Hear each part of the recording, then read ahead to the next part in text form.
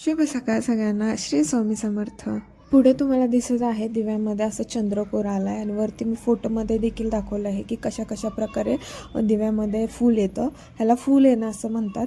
वरच्या चित्रामध्ये जसं चंद्रकोर दिसते त्या सेम पद्धतीत खाली देखील दिव्यामध्ये चंद्रकोर आली आहे.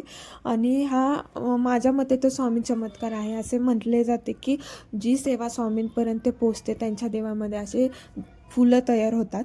आणि मला देखील हे माहीत नव्हतं. मी देखील हे कुठेतरी बघितलं, त्यावर मला ही गोष्ट कळाली आहे. आणि विषय असा झाला की मी मार्गशीर्षचे उद्यापन ज्या दिवशी केलं शेवटच्या गुरुवारी, त्याच्यानंतर शुक्रवारी सकाळी मी दिवा लावला होता. सकाळी मी दिवा लावला आणि तो संध्याकाळी सायंकाळी 7 वाजेपर्यंत तो दिवा तसाच जळत होता. माझा दिवा एवढा छोटा आहे की त्याच्यात जर मी दिवा लावला तर तो 2 तासाच्या वर जळत नाही. 2 तासानंतर तो विझून जातो. पण मी त्या दिवशी हे अनुभवलं की मी दिवा सकाळी लावला आणि तो सायंकाळी 7 वाजेपर्यंत जळतो आहे. आणि तेलाची मात्रा देखील कमी नाही झाली. जेवढी मी भरली होती तेवढ्याच लेवलला तेलाची मात्रा होती. हा माझ्या मते तर खरंच स्वामी चमत्कार आहे.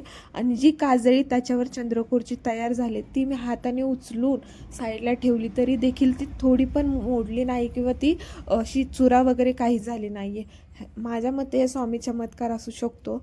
मी आत्तापर्यंत एवढ्या वेळेस दिवा लावला आहे, पण हा माझ्या बघण्यातला हा पहिलाच प्रकार आहे जो मी अनुभवला. त्यासाठी मी हा व्हिडिओ पण देखील तुम्हाला शेअर करते की माझा अनुभव मी तुम्हाला सांगते, जो मला स्वामीच्या चमत्काराने दिसला.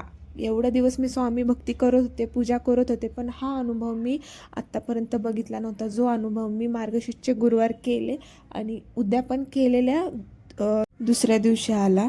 माझं उद्यापन सफल झालं असं मला वाटतं आहे.